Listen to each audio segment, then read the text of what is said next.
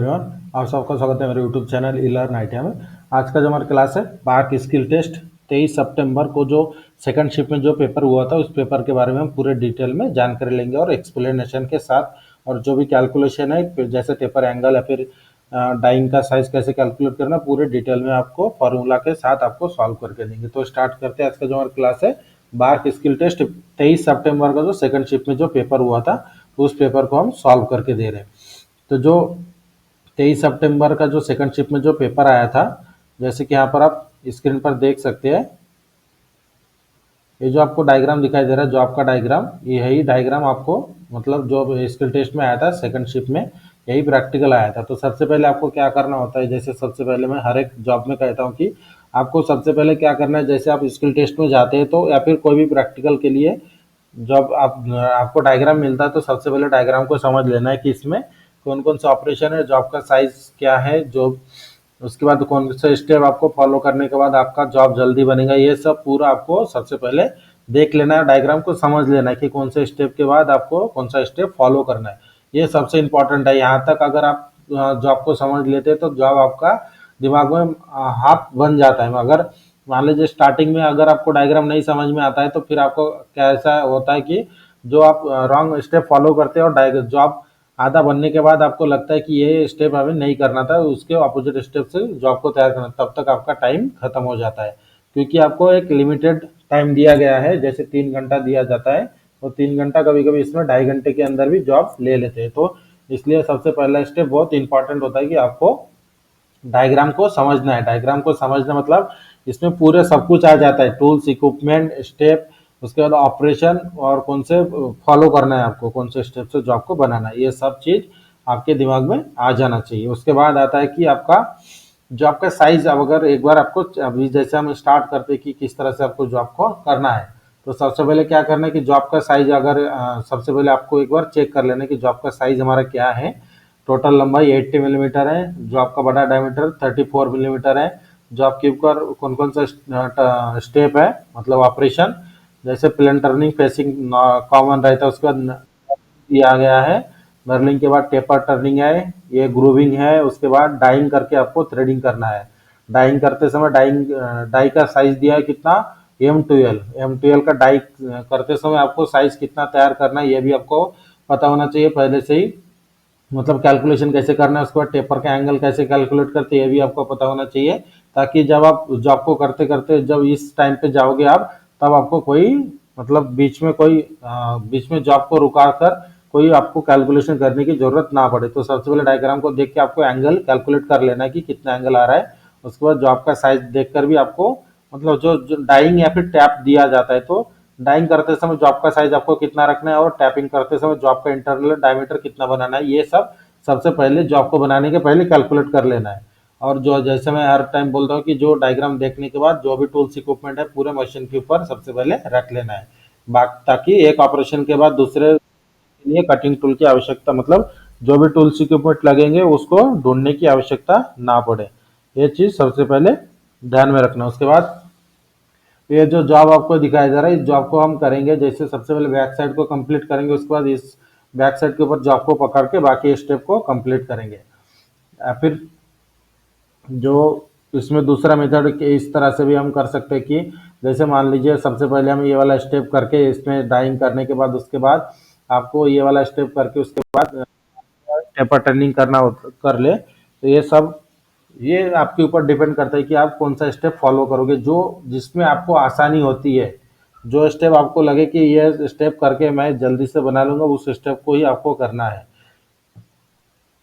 ये जॉब आप जब बनाते जाओगे तो उस समय इसकी रियल कंडीशन पे आपके ऊपर डिपेंड करता है कि आप जॉब को बनाते समय आप कौन से स्टेप को फॉलो कर रहे हैं। पहले नर्लिंग कर रहे हैं, उसके बाद टेपर टर्निंग, उसके बाद स्टेप टर्निंग, टेपर टर्निंग करने के बाद ग्रूविंग, उसके बाद डाइंग कर रहे हैं, या फिर जो जॉब का दूसरा मेथड है, जैसे सबसे पहले आपको क्या करना है, जो जॉब का 50 मिलीमीटर तक पकड़ के ये जो आपको साइज दिखा सबसे पहले डाइंग कर लेंगे, क्योंकि डाइंग करते समय ज़्यादा प्रेशर लगता है तो जॉब घूमने के चांसेस रहते हैं। मान लीजिए अगर नर्लिंग के ऊपर पकड़ के, अगर आपको लगता है कि नर्लिंग के ऊपर हम पकड़ के अगर जॉब को करेंगे तो डैमेज हो सकता है, तो उस समय उसका दो मेथड है, वही मैं बता रहा हूँ। दूसरा मेथड की सबसे पहले आप प्लेन टर्निंग स्टेप टर्निंग करके डाइंग कर ले, उसके बाद बाकी का स्टेप करें। तो ये हो गया दूसरा मेथड। तो जो हम एकदम प्रॉपरली जो मेथड यूज़ करने वाले हैं वो मेथड है हमारा, जैसे सबसे पहले जो जॉब को हम लगाने के बाद सबसे पहले क्या करें, हम बैक साइड को हम कंप्लीट करेंगे। बैक साइड को कंप्लीट करने के बाद आपका सबसे पहला स्टेप है फेसिंग करके, आपको फेसिंग करके क्लीन कर लेना है जॉब का साइज मतलब फेस। उसके बाद इसका प्लेन टर्निंग करके डायमीटर आपको कितना बना लेना है, 34 मिलीमीटर। तो इसमें ज़्यादा हम डिटेल में जानकारी नहीं देंगे कि कटिंग टूल सेट करेंगे, टर्निंग टूल सेट करेंगे, क्योंकि पूरे जो आप वीडियो की लेंथ बढ़ जाती है, इसलिए आपको डायरेक्टली हम ऑपरेशन वगैरह बता रहे हैं। कटिंग टूल को पूरा सेट करके सेंट्राइड पे सेट करके फेसिंग करके आपको सबसे पहले प्लेन टर्निंग कर लेना है। यहाँ पर ध्यान देने वाली बात यह है कि आपके यहाँ पर आप देख सकते हैं डायमंड नर्लिंग यहाँ पर दिखाया गया है। इसके आगे इसका कोई ग्रेड लिखा नहीं है, मतलब पिच वगैरह कुछ नहीं है कि नर्लिंग जो आपका मीडियम है, फाइन है या फिर कोर्स है। तो जो अगर कुछ लिखा नहीं होता है तो उस समय आपको नॉर्मल जो जनरल यूज किया जाता है मीडियम नर्लिंग को आपको करना होता है। तो इसमें आपको पता होना चाहिए कि मीडियम नर्लिंग करते समय आप जॉब का डायमीटर कितना रखोगे, जिसके बाद क्योंकि नर्लिंग करने पर जॉब का डायमीटर बढ़ जाता है। इसलिए सबसे पहले आपको ध्यान में होना चाहिए कि आपका जो जब आप नर्लिंग करोगे तो नर्लिंग करते समय आप जॉब का डायमीटर कितना रखोगे, ये सबसे पहले इंपॉर्टेंट है कि जॉब का डायमीटर सिलेक्ट करना कि आप कितना रखने वाले हो। तो जैसे मान लीजिए इसके पहले के वीडियो में भी मैंने बताया कि जॉब का मीडियम नर्लिंग करने के लिए जॉब का डायमीटर कितना रखा जाता है। जैसे फिर से एक बार मैं बता देता हूँ कि मीडियम नर्लिंग का जो पिच होता है 1.25 मिलीमीटर होता है। तो 1.25 मिलीमीटर का पिच होने के बाद आपको कम से कम जनरली अगर आप डायमीटर कम रख रहे तो आधा मिलीमीटर से ज़्यादा और 1 मिलीमीटर तक इतना माइनस रख सकते हैं, क्योंकि उतना नर्लिंग हर एक का जब नर्लिंग करोगे आप तो हर एक के हाथ से सेम प्रेशर नहीं लगता है, तो सेम डायमीटर इंक्रीज नहीं होगा, किसी के हाथ से कभी ज़्यादा होता है कभी कम होता है। तो 0.5 से 1 mm के बीच तक आप माइनस रख सकते हो, ताकि आपका जो भी साइज है वो इंक्रीज होकर वहां तक पहुंच सके। तो ये डिपेंड करता है कि आप जब नर्लिंग टूल सेट करोगे उसका प्रेशर दोगे तो कितना डायमीटर प्लस होता है। लेकिन स्टैंडर्ड अगर मैं इसकी बात करूं तो मीडियम नर्लिंग का पिच होता है 1.25 मिलीमीटर होता है मीडियम नर्लिंग का पिच स्टैंडर्ड। तो उसके हिसाब से डायमीटर को माइनस किया जाता है। लेकिन एच पर ऑपरेशन सबका करने का तरीका अलग अलग होता है, इसलिए इसमें मैं टॉलरेंस मतलब टॉलरेंस के तौर पर आपको 0.5 से 1 मिलीमीटर के बीच तक इसका डायमीटर माइनस करने की सलाह दे रहा हूँ। तो इसको इतना रखकर फिर आपको जो हमारा नर्लिंग टूल है, इसमें मैं थोड़ा सा और एक्स्ट्रा इंफॉर्मेशन आपको दे देता हूँ कि अगर मान लीजिए नर्लिंग टूल अगर आपको नया वाला न्यू वाला नहीं मिला, न्यू मिलेगा तो बहुत अच्छी बात है, अगर नहीं मिला ज़्यादा चांसेस न्यू नर्लिंग टूल ना मिलने के चांसेस रहते हैं कहीं पर भी अगर हम प्रैक्टिकल करते हैं तो उस समय क्या करना है कि जो हमारा अगर न्यू नर्लिंग टूल नहीं रहा मतलब पुराना नर्लिंग टूल रहा तो उस समय क्या होता है कि फर्स्ट अटेम्प्ट पे नर्लिंग नहीं आता है, क्योंकि उसके जो टीथ होते हैं वो थोड़ा घिसे हुए जाते हैं, तो इसलिए में डायरेक्टली नहीं आता है। तो उस समय आपको क्या करना होता है, थोड़ा सा टेक्निकल आपको दिमाग लगाना होता है। जो हमारा नर्लिंग टूल है जो जब हम टूल पोस्ट में लगाते हैं नर्लिंग करने के लिए तो 90 डिग्री में होता है एक्यूरेट। तो उस समय आपको क्या करना है, हल्का टूल पोस्ट पर ढिला करके जब आप मशीन में खड़े होंगे उससे राइट साइड में हल्के एंगल में सेट कर लेना है। उसके बाद आप प्रेशर लगाओगे तो उसके बाद नर्लिंग पैटर्न ऑटोमेटिकली आ जाएगा। ये जब आप प्रैक्टिकल करोगे तो ही आपको पता चलेगा। थियोरेटिकली इतना ही मैं बता सकता हूँ समझाने के लिए।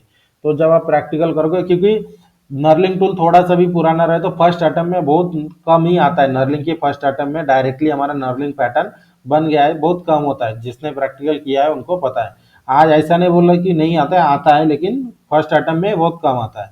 तो इसलिए आपको जो मतलब जहाँ पे परेशानी होगी उसका सोल्यूशन भी मैं साथ में दे रहा हूँ। तो उस समय मान लीजिए कि हमारा नर्लिंग बन गया है, उसके बाद आपको क्या करना है, क्योंकि जब आप इतना थोड़ा दिमाग लगा कि इसका जो नर्लिंग के स्टेप की लंबाई 25 मिलीमीटर है, तो हम इस साइड से पहले इस साइड से बनाकर इसके ऊपर हम पकड़ सकते हैं, क्योंकि इसकी लंबाई ज़्यादा है तो पकड़ ज़्यादा मजबूत होती है। बाकी इसके बाद अब दूसरे साइड में ऑपरेशन ज़्यादा उतना हार्ड वाले है ही नहीं, सिर्फ स्टेप टर्निंग है, स्टेप टर्निंग ग्रोविंग और डाइंग है। तो डाइंग का भी मैं थोड़ा सोल्यूशन बताऊंगा कि डाई ज़्यादा टाइट ना जाए, तो इसलिए उसके लिए क्या किया जाता है।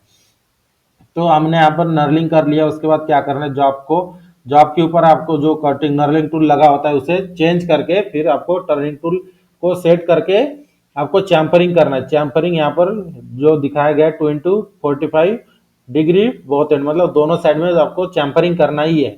नर्लिंग के बाद मटेरियल जैसे इंक्रीज होता है तो इसके जो साइड वाला लास्ट वाला एंड है इसमें बर्स आ जाते हैं सामने की तरफ, उसके उसके लिए आप यहाँ पर मतलब नर्लिंग के बाद चैम्परिंग करना ना भूले। अगर नर्लिंग मतलब कोई एंड वाले स्टेप में है तो उस समय आप चैम्परिंग करना ही पड़ेगा, चाहे आप जो आपके ऊपर दिखाए या ना दिखाए। अगर नहीं दिखाया जाता है चैम्परिंग तो आप तो थोड़ा सा कीजिए, मतलब इसके ऊपर कोई बर्स ना लगे हाथ में, हाथ आप टच मतलब अपनी उंगली से टच करके चेक कर सकते हैं।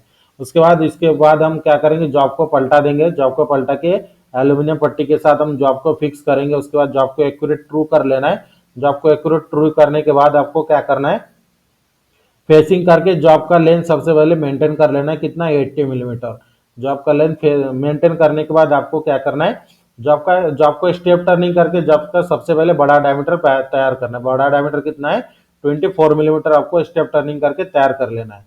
उसके बाद दूसरा स्टेप टर्निंग करके आपको जॉब का डायमीटर बना लेना है M12 और उसकी लंबाई होगी 25 मिलीमीटर। ये यहाँ तक आपको कर लेना है स्टेप टर्निंग करके। उसके बाद आप ग्रूविंग कर सकते हैं, मतलब जो ग्रूविंग यहाँ पर थोड़ा सा और इम्पोर्टेंट चीज है कि जब आप ग्रूविंग करोगे तो ग्रूविंग का डायमीटर यहाँ पर मेंशन नहीं है, तो उस समय आपको ग्रूविंग कितना करना है यहाँ पर आपको थोड़ा समझना चाहिए, क्योंकि इसके साइड में जो थ्रेड दिखाया गया है, थ्रेड का जितना पिच होता है उतना ही आपको ग्रूविंग करके डायमीटर माइनस करना होता है। ध्यान में रखे, टर्नर का मतलब लेथ मशीन का जो भी डायग्राम आता है उसका टोटल हर एक डायमेंशन दिया नहीं जाता है, कम कोई ना कोई एक डायमेंशन मिसिंग होता है जो आपको कैलकुलेट करना होता है। चाहे आप लेंथ में सबसे ज्यादा लेंथ में रहता है तो कभी कभी इस तरह से भी दिया जाता है, जैसे यहाँ पर आपको थ्रेडिंग करना है, थ्रेडिंग के बाद अगर ग्रूविंग रहा तो उसका डायमीटर शो नहीं करते, तो उसको उस समय आपको बेसिक टेक्निकल थोड़ा सा नॉलेज इस तरह से होना चाहिए कि जो हमारा थ्रेडिंग का जो पिच होता है, पिच जो साइज होता है पिच का, उतना ही उसका स्टेप में डायमीटर माइनस करना है। जैसे M12 है, M12 इसका मतलब इसका आउटर डायमीटर कितना रहेगा, M12 का जो डाई है उसके हिसाब से आपको डायमीटर बनाना है। उसके बाद M12 का जो पिच होता है 1.75 स्टैंडर्ड पिच, तो आपको उतना यहाँ पर माइनस करना होता है। ये थोड़ा सा बेसिक नॉलेज है जो आपको पता होना चाहिए कि ग्रूविंग करने के बाद आपका डायमीटर कितना रखना है थ्रेडिंग के बाद। तो ग्रूविंग की लंबाई कितना दिया, 5 मिलीमीटर। यहाँ पर आपको पार्टिंग टूल को सेट करके इस तरह से ग्रूविंग कर लेना है। उसके बाद आपको क्या करना है, स्टेप टर्निंग के जो आपने किया था 24 मिलीमीटर का, और उसका लंबाई कितना रखे हमने 30 मिलीमीटर, क्योंकि यहाँ पर हमने ग्रूविंग कर लिया तो इसकी लंबाई भी मेंटेन कर लिया हमने और डायमीटर ऑलरेडी मेंटेन था। उसके बाद आपको एंगल कैलकुलेट करना है। एंगल कैलकुलेट किस तरह से करना है वो भी मैं नीचे में डिटेल में बताऊंगा, अगर किसी को नहीं आता है तो डिटेल में सोल्यूशन में मैं भी रखा है कि एंगल को किस तरह से कैलकुलेट करना है। और डाइंग करते समय डाई का आउटर डायमीटर मतलब जॉब का आउटर डायमीटर कितना बनाया मतलब रखा जाता है वो भी नीचे डिटेल में सोल्यूशन दिया है। तो इस तरह से सबसे पहले आपको जो एंगल हम कैलकुलेट कर लेंगे, जैसे मैंने सबसे पहले बोला था कि डायग्राम को देखकर एंगल कैलकुलेट करके रखना है आप ऑलरेडी आपके मन में। तो एंगल को सुवेल बेस पे सेट करके आपको कंपाउंड स्लाइड की सहायता से टेपर टर्निंग करके इसका जो छोटा डायमीटर है, क्योंकि लेंथ और बड़ा डायमीटर हमने ऑलरेडी मेंटेन करके रखा है, तो इसमें आपको सिर्फ मेंटेन करना है छोटा डायमीटर। तो इस तरह से आपको टेपर टर्निंग कर लेना है। तो टेपर टर्निंग करते समय तो अगर किसी को डाउट लगे कि जब हम एंगल में सेट करते कटिंग टूल को तो टूल पोस्ट भी चेंज हो जाता है, टूल पोस्ट का एंगल, तो कटिंग टूल का जो एंगल होता है वो टेपर टर्निंग करते समय 90 डिग्री में रखकर ही आप टेपर टर्निंग करें। तो उस समय सबसे पहले जैसे इसमें और थोड़ा सा बेसिक जानकारी हम ऐड कर देते हैं। जो हम स्टेप टर्निंग करके ये जो M12 की डाई के लिए जो साइज हम बनाते हैं उस समय आपको चैम्पर आप थोड़ा सा एक्स्ट्रा भी कर सकते हैं, क्योंकि अगर आप थोड़ा सा एक्स्ट्रा चैम्परिंग करोगे तो उस समय क्या होता है जो डाई आपका डाई प्रॉपरली बैठेगा, इसलिए आप थोड़ा एक्स्ट्रा चैम्पर भी कर सकते हैं। क्योंकि यहाँ पर थ्रेडिंग है तो आपका चैम्पर 110% चेक कभी होगा नहीं, सिर्फ आपको देखा जाता है जॉब को पकड़ने के बाद यहाँ पर मतलब आप शार्पनेस है या नहीं।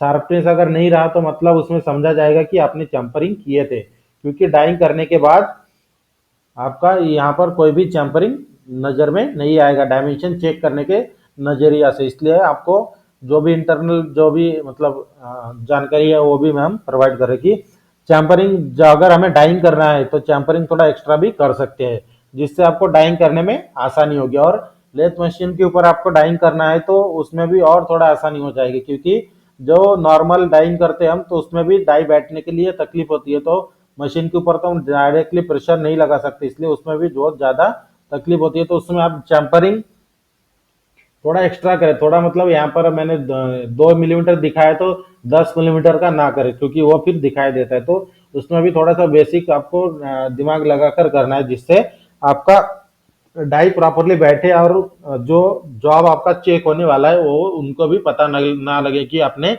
एक्स्ट्रा चैम्परिंग किया था, वो आपके भलाई के लिए है। तो यहाँ तक हमने पूरे बेसिक जानकारी दे दिया कि किस तरह से जॉब को कंप्लीट करना था, कौन सा ऑपरेशन किस तरह से करना था, तो स्टेप बाय स्टेप हमने आपको बता दिया। उसके बाद आता है कि जो टेपर टर्निंग दिया है, टेपर टर्निंग का कैलकुलेशन, एंगल किस तरह से कैलकुलेट करना है और डाइंग करने के लिए साइज किस तरह से कैलकुलेट करना है, इसका सोल्यूशन हम बताएंगे। और जो जॉब आपको दिया था, जॉब का टॉलरेंस था ±0.05, और टॉलरेंस में स्टार्टिंग से क्यों नहीं बताता हूँ, वो उसका रीजन भी मैंने बताया था। अगर आप टॉलरेंस 1 में रखकर जॉब को बनाओगे तो 100% माइनस में जाएगा। या आप 0 0 सोच के जब आप जॉब बनाओगे तो 0 0 बनेगा। अगर गलती से पॉइंट का फर्क पड़ गया तो वो टॉलरेंस आपका, वो आपका प्लस पॉइंट है। तो आप जब भी कोई भी डायमेंशन आप बना रहे तो डायमेंशन को बनाते समय मन में ये बात रखे कि आपका जो जॉब आप 0 0 पे बनाओगे। और जो लास्ट में जो फिनिशिंग की बात आती है, तो जो आपको ये सेकंड शिफ्ट का जो जॉब है 23 तारीख का, इसमें फिनिशिंग करने के लिए कोई डायमीटर बचता ही नहीं है, जिसके ऊपर आप फिनिशिंग करोगे और वो चेक करेगा अगले वाला बंदा। तो सिर्फ इसमें टेपर टर्निंग का लास्ट कट में आपको एक फिनिशिंग कट लगाना था, क्योंकि जो हम नर्लिंग के ऊपर फिनिशिंग, जो आपकी फिनिशिंग चेक नहीं होगा उसके ऊपर नर्लिंग चेक होता है। नर्लिंग को देखा जाता है आपका पैटर्न किस तरह से आया है, वो होता है। उसके बाद यहाँ पर आप थ्रेडिंग करोगे तो थ्रेडिंग के ऊपर भी फिनिशिंग की जरूरत नहीं है, फिनिशिंग सिर्फ आपको टेपर टर्निंग के ऊपर ही करना था। तो इस तरह से हमने पूरा जॉब को प्रॉपरली बता दिया। अब चलते हैं सॉल्यूशन के तरफ। जो हमारा टेपर का एंगल हमें कैलकुलेट करना था, तो टेपर का सबसे पहले जो डायमेंशन होता है, बड़ा डायमीटर, छोटा डायमीटर और टेपर की लंबाई। तो बड़ा डायमीटर कितना है 24 मिलीमीटर, छोटा डायमीटर 18 मिलीमीटर और टेपर की लंबाई 30 मिलीमीटर। तो फार्मूला हमारा सेम वही फार्मूला है, क्योंकि हम टेबल स्टॉक ऑफसेट मेथड मतलब कंपाउंड स्लाइड मेथड के सहायता से हम टेपर टर्निंग कर रहे हैं, तो सेम फार्मूला हम अप्लाई करेंगे। तो इस तरह से फार्मूला में वैल्यू पुटअप कर लेना है। वैल्यू पुटअप करने के बाद आपको माइनस करना है। 24 में से 18 माइनस करोगे तो 6 बचता है, और 30 को 2 से मल्टीप्लाई करोगे तो 60 बन जाता है इसका डायमेंशन।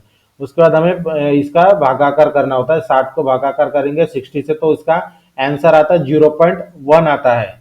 और इसके पीछे 3 एक्स्ट्रा जीरो मैंने लगाए, क्योंकि आपको इसके पहले भी मैंने बताया, जब आप नेचुरल टेंजेंट में कोई वैल्यू को आप चेक करते हो तो उस समय आपको मिनिमम पॉइंट के बाद 4 डिजिट की आवश्यकता होती है। इसलिए हमने पॉइंट के बाद मतलब जो डिजिट है 1 डिजिट आया था आंसर, इसके बाद हमने 3 जीरो ऐड किया है। तो ये जो वैल्यू है इसको आपको नेचुरल टेंजेंट में चेक करना होता है। 0.1000 को आपको चेक करना है। 910, 928, 900, ये आपको 1000 के एकदम करीब है। तो चेक करने का तरीका वही है। लेफ्ट साइड का पहला कॉलम आपका एंगल डिग्री होता है 5 डिग्री। उसके बाद जो हमें जो जहाँ पे हमें मिला है जो वैल्यू हमें, उसके ऊपर वाला कॉलम होता है मिनट का 42 मिनट। और उसके बाद आपका मेन डिफरेंस है, जैसे 2 माइनस है तो 2 ले लेंगे यहाँ से। मेन डिफरेंस के ऊपर वाला कॉलम भी आपको प्लस कर देना, ये भी मिनट होता है। जैसे 42 मिला था, 42 मिनट और प्लस 1 43 मिनट। तो और इसका दूसरा फॉर्मूला जैसे शॉर्टकट डायरेक्टली आप कैलकुलेट करते हैं, जो हमें वैल्यू हमें मिला था 0.1 इंटू 57, डायरेक्टली आपका आंसर आ जाता है 5.7 डिग्री। तो इस तरह से आपको एंगल कैलकुलेट करना होता है। तो इस तरह से आज का जो हमारा वीडियो था, इस वीडियो में हमने आपको पूरा डिटेल में टोटली पूरा जानकारी दे दिया कि कौन सा जॉब आया था, कौन सा स्टेप आपको फॉलो करके जॉब को करना था, और कॉमन ऑपरेशन कौन सा है। जैसे हर जॉब में मैं बता रहा हूँ, टेपर टर्निंग आपका एक कॉमन ऑपरेशन हो गया है। टेपर टर्निंग का आपको थोड़ा ज़्यादा से ध्यान दे। उसके बाद टैपिंग, डाइंग और नर्लिंग। एक्सेंट्रिक कभी कभी पूछा जा रहा है, जैसे 4 दिन में 8 शिफ्ट में जो जॉब हुआ है उसमें सिर्फ 2 बार एक्सेंट्रिक पूछा गया। तो आप ज़्यादा जो कॉमन ऑपरेशन पूछे जा रहे हैं उसके बारे में ही ध्यान दें। तो इस तरह से जो आज का वीडियो था, इस वीडियो को हम यहाँ पर रखते हैं। मिलते हैं अगले दिन के जो आपको प्रैक्टिकल होगा 24 सितंबर का, first shift second shift paper के साथ मिलेंगे। और इसी तरह की रेगुलर मतलब इंपॉर्टेंट वीडियो के नोटिफिकेशन के लिए मेरे चैनल को सब्सक्राइब करके बेल आइकन को दबाएं, ताकि मेरे वीडियो की नोटिफिकेशन आपको टाइम पर मिलते रहे। और वीडियो अच्छी लगे तो मेरे चैनल को सब्सक्राइब और लाइक करना और शेयर करना ना भूलें।